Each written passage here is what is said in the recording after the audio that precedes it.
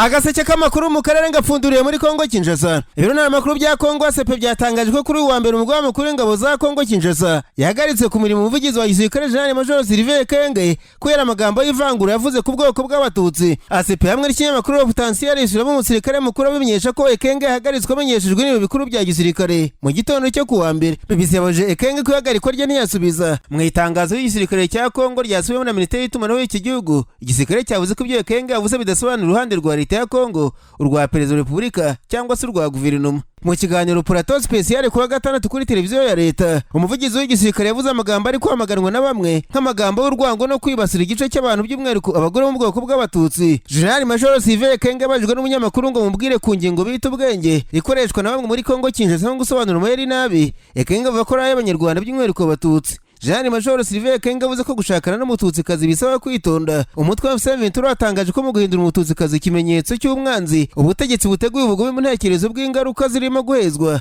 kwandagazwa, guca imiryango no gushyira abantu mu kaga nyako. Mu buryo bigaragara ko yateguye Ekenge yarondoye ibintu bibi, avuga ko bishingiye ku cyo yita ubwenge. Avuga ko leta y'u Rwanda yakigize umuco bigisha abana kuva bari bato kugira ngo bahinduke abagambanye. Ibi yavuze nta kimenyetso kibihamya yagaragaje, kandi nta muco nk'uwo uzwi wigishwa mu Rwanda. Ibyo Ekenge yavuze bishingiye ku bwenge nk'amayeri mabi yabihuje no gushinja u Rwanda ko rusinya amasezerano ntiriyubahirize. Minisitiri w'Ububanyi n'Amahanga w'u Rwanda Olivier Nduhungire yamaganye ibyavuzwe na Ekenge, abihuza n'ingengabitekerezo ya jenoside, gukorana na FDLR n'ibitero by'amabombe no kwibasira Abatutsi b'Abanyekongo ndetse n'Abanyamurenge. Leta ya Kongo n'igisirikare bivuga ko biri mu ntambara n'u Rwanda. Mu burasirazuba bwa Kongo bashinja ingabo z'u Rwanda kuba arizo zirwana zifatanyije n'inyeshyamba za M23 ubu zigenzura ibice bitandukanye by'imijyi mu ntara za Kivu zombi. Leta y'u Rwanda nayo ishinja Kinshasa n'ingabo za Kongo gufatanya n'inyeshyamba za FDLR zirwanya ubutegetsi bwa Kigali. Kinshasa na Kigali buri ruhande ruhakana ibyo rushinjwa, nubwo bwose ibyo baregana byemejwe na raporo zitandukanye z'inzobere za Loni. Mu buryo budasanzwe umuvugizi w'igisirikare cya Kongo yabajijwe kuvuga ku gushyingirwa, Ekenge ahita avuga kuri iyo ngingo ati uyu munsi iyo ushakanye n'umugore w'umututsikazi ugomba kwitonda cyane. Ugomba kwitonda kuko baguha n'umuntu wo mu muryango we nka mwicwa we, mubyara wuzi wawe kandi atari mubyara cyangwa se mwicwa we, ahubwo ari umuntu uje kubyarana n'umugore wawe iwawe, yabyara bakakubwira ko ngo hoya abana bavutse basa n'Abatutsi kuko Abatutsi ari ubwoko bwo hejuru kandi ari ubugambanyi ubwenge. Aya magambo yamaganiwe n'abantu batandukanye kumwe n'imbaga bavuga ko ari urwango adafite ishingiro kandi ashobora gushishikariza ubugizi bwa nabi, kwicwa no kwibasirwa ko muri ubwo bwoko. Gusa arabagaragaje ko bakiri kibi yavuze cyangwa se ko ariko babyemera. Biritarabisimbwa mwe makuru umutwe wa M23 yanenze ibyavuzwe na Ekenge abihereye bavuga ko igisirikare cya Kongo gihagurukiye intambara yo kurimbura ubwoko.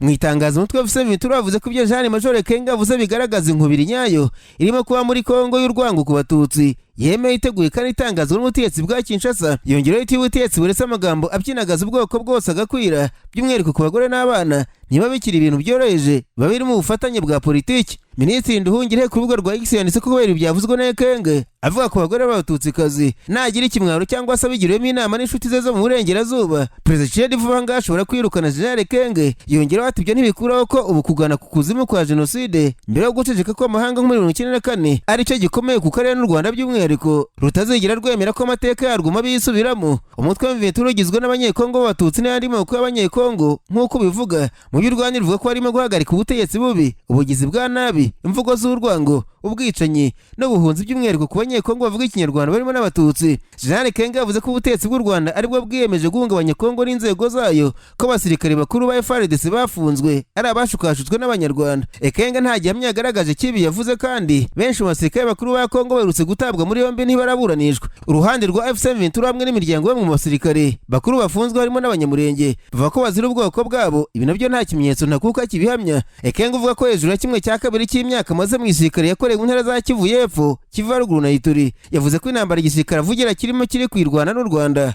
ashinja ko rwafashe igice cy'igihugu cyabo, gusa ko amaherezo kizabohorwa kigasubira ku busugire bwa Kongo. Ibiganiro bihuza leta ya Kinshasa n'M23 Doha muri Qatar kuri ubu bisa n'ibyahagaze bitageze ku ntego yo kumvikana ku masezerano y'amahoro no guhagarika intambara. Muri iki cyumweru humvikanye imirwano hagati y'izi impande mu ntara y'Kivu y'Amajyepfo. Imirwano ikubiye mu gace ka Makubara muri teritwari ya Fizi muri kilometero zigera kuri 30 mu majyepfo ya Uvira, n'ibitero by'indege mu mujyi wa Uvira. Kugeza ubu nta kimenyetso cyerekana ko kugeza ku mahoro no kumvikana biri hafi. Mu kiganiro kuri televiziyo General Ekenge yasabwe kugira icyo abwira ingabo maze agira ati tugomba kurwanya uwo mwanzi. Uwo mwanzi afite imbunda namwe mufite imbunda. Uwo mwanzi agizwe n'abagabo mwebwe murenze no kuba abagabo muri intwari cyane. Uwo mwanzi Abanyarwanda baratojwe namwe mwaratojwe. tugomba kubarwanya kugeza tuboye hose uyu munsi hafashwe. Iri jambo ryahagaritse General Ekenge ryanamaganwe n'amahanga nko mu Bubiligi, kuko Minisitiri w'Ububanyi n'Amahanga w'Ububiligi Agaseke Prevo yamaganye amagambo yavuzwe n'umuvugizi w'igisirikare cya Kongo General Major Sylvain Ekenge, wavuze ko gushakana n'umututsikazi bisaba kwitonda. Avuga ko ari imvugo z'urwango zidakwiriye na busa. Nyuma y'ubwo butumwa bwa Prevo, abantu bo kumwihorembaga batangiye kumaza icyo ari bukore kuri ayo magambo ya Kongo kandi amaze igihe ashyirwa mu ngiro. Bamwibutsa ko Ububiligi umaze igihe buberekera ibikorwa bibi bya leta ya Tshisekedi. Agaseke Prevo yanditse kuri X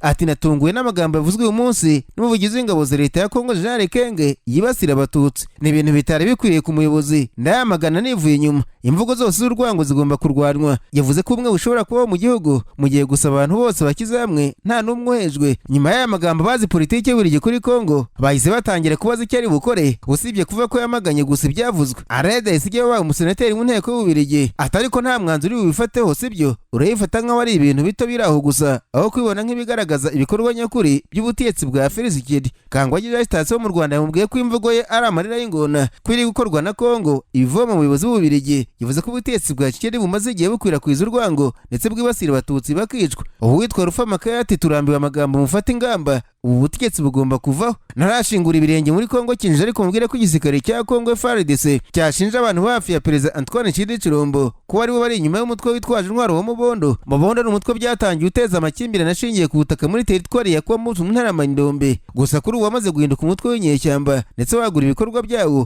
ku buryo wamaze no gusatira umujyi wa Kinshasa. Fardc bicaye muri Kapiteni Anthony Mwarushayi uvugira ibikorwa byabo bya gisirikare bizwi nka Ngemba ikorera mu burengerazuba bwa Kongo, yatangaje ko abantu hafi ya Tshisekedi ari bari inyuma y'ibikorwa by'uriya mutwe. Uyu mwofisiye ku cyumweru bwaganiraga n'itangazamakuru mu mujyi wa Kikwete yaravuze ati dufite amakuru yerekana kuvugana hagati y'imitwe yitwaje intwaro yo mu burasirazuba bwa Kongo ku bijyanye n'iyi mitwe ya Mobondo. Ikibi ni uko benshi bari hafi nyuma ya Mobondo ari abegereye Perezida wa Repubulika, ku manywa bahinduka intama, nijoro akaba ari bo baha amabwiriza Mobondo. Kapiteni Anthony Mwarushayi yunzemo ko barwanya uriya mutwe bafashwe miri na Fardc bagiye bavuga bamwe mu bantu hafi ya Perezida bakorana bya hafi. Yunzemo ati inzego zacu zikora iperereza mbere yuko amakuru ashyirwa ku karubanda. Niba ku ruhande rwa Kinshasa bigaragara neza ko ari bari inyuma y'umutwe wa Mobondo, twe nk'ingabo tuzakora akazi kacu dukoresheje intwaro. Uyu ofisiye yashimangiye ko nta buryo na bumwe abari inyuma ziriya nyeshyamba bazakoresha ngo batume Fardc ihagarika ibitero imaze igihe izigabaho kugeza igihe izicira umwanzi wa nyuma wa Mobondo. Naho umunyamakuru Thierry Bangalore wakoreraga ishami rya radio na televiziyo y'igihugu RTNC muri Bunia yapfuye azize ibikomere bikomeye nyuma yo kuratswa n'abantu bitwaje intwaro bamusanze mu rugo mu mujyi wa Bunia. Nk'uko amakuru atandukanye avuga mu gace agera mu kinyamakuru Twitter bitangaza, abantu bitwaje imbunda batamenyekanye binjiye mu ijoro agana mu masaha 7 baramurasa,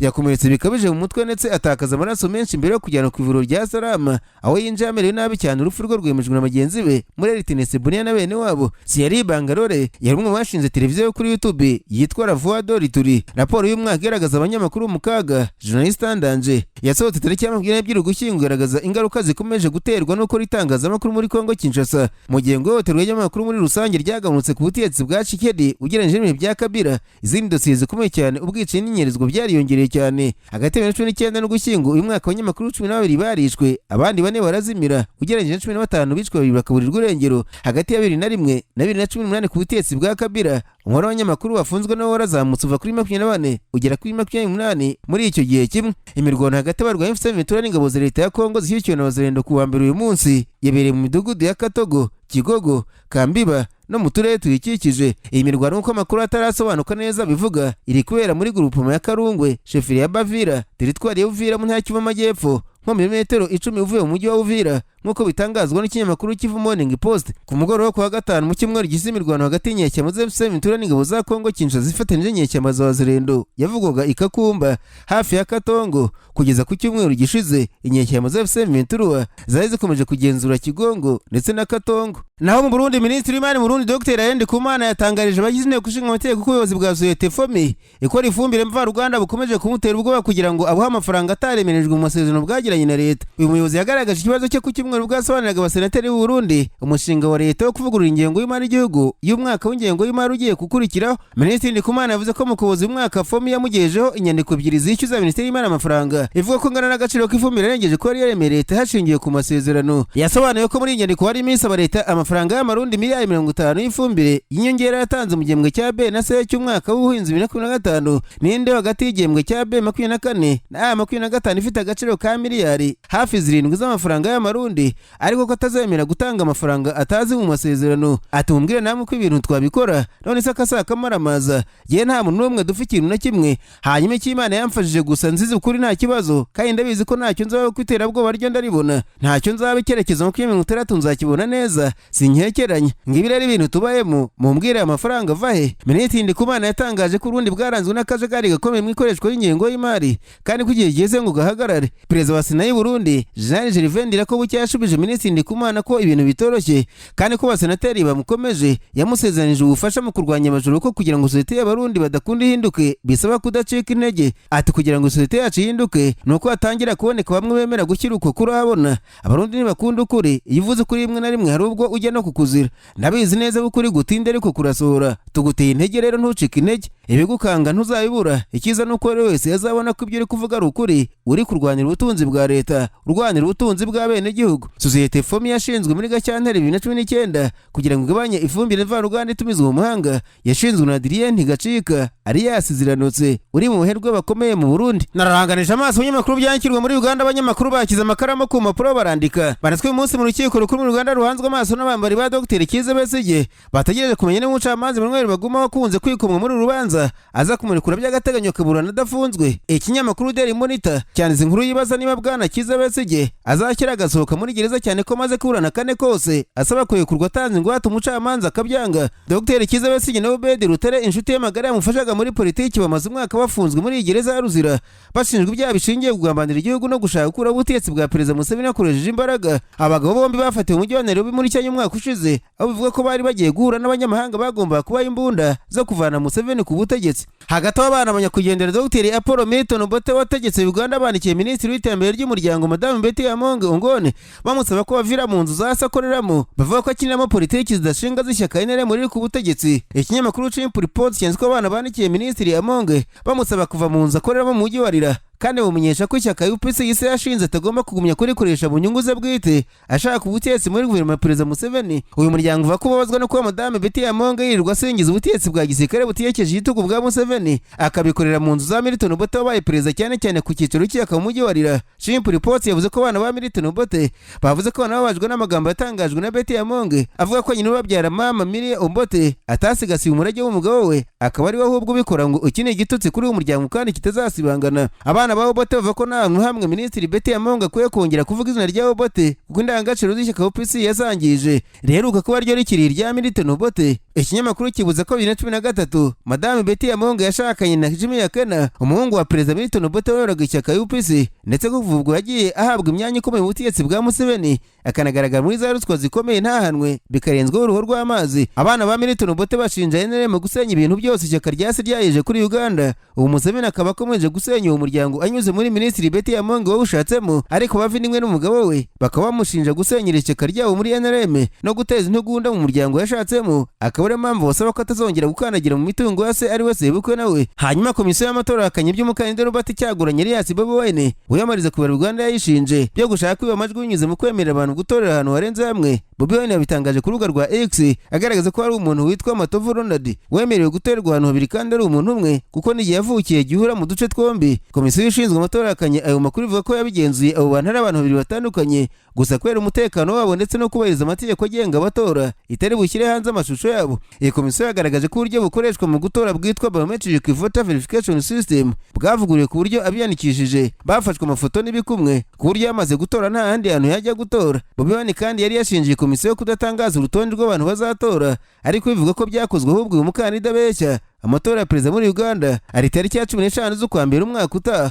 Agaseke k'amakuru mu karere ngapfunikire muri Kenya abanyamakuru bakoze ba muri no barandika baziko perezida w'uyu mutora yabwiye abayoboke b'ishyaka UDM ryanya kugenderera Odinga ko imishinga imwe n'imwe Odinga ari basezeranije azayibagezaho mu cyo yise mu rugendo rugana Kanani, ariko we ni muri Singapore nshya Afurika ashaka kubaka. Kanani ni ahantu hageranye n'ubutaka butagatifu havugwa muri Bibiliya Abayisiraheli bagomba kugera ku butaka bw'isezerano, bisobanuye ahantu heza hatarabaho. Nyakwigendera Odinga wamukikiye bakunda kwita Joshua nawe uvugwa muri Bibiliya yavuga ko afite abayoboke be gahunda yo kubaka Kenya batigeze babona, akagereranya na Kanani ivugwa muri Bibiliya, nawe akifata nka Joshua uri mu bayoboye Abayisirayeli. Bamwe mu banyapolitiki ba Kenya bavuga ko iyo Kanani Odinga avugaga ari ingoro y'umukuru w'igihugu, ariko yapfuye atarahagera nka perezida, yayinjiraga nk'abandi bashyitsi bose. Perezida William Ruto ngo yaba yarafashe iyi Kanani ya Odinga akayishyira muri Singapore ashaka kubaka, kuko avuga ko ashaka ko Kenya iba igihugu cya mbere gikize ku isi, cyangwa se giteye imbere nka Singapore yo muri Aziya. Perezida Ruto ati baba nk'uko bayimbaga Odinga yagatubwira Kanani, ubu rero Kanani yababwiraga nzayibagezaho muri Singapore. Ikinyamakuru Daily Nation cyavuze ko Perezida Ruto avuga ko Kanani yayiganiraga cyane na Odinga, abasaba ko bamufasha bagakora guverinoma ihuriyeho ifite icyerekezo igihugu bakakigira Singapore. Dr Oburu Odinga murumuna wa Raila Odinga wasigaranye ishyaka ODM avuga ko bakiri muri gahunda yo gushyigikira Perezida William Ruto kugeza 2027, ariko mbere y'amatora bagomba kubanza gukora inama. Hari amakuru avuga ko ishyaka ODM ryavuze ko rizongera gushyigikira Perezida Ruto mu gihe cyose uzariho umwanya wa Visi Perezida.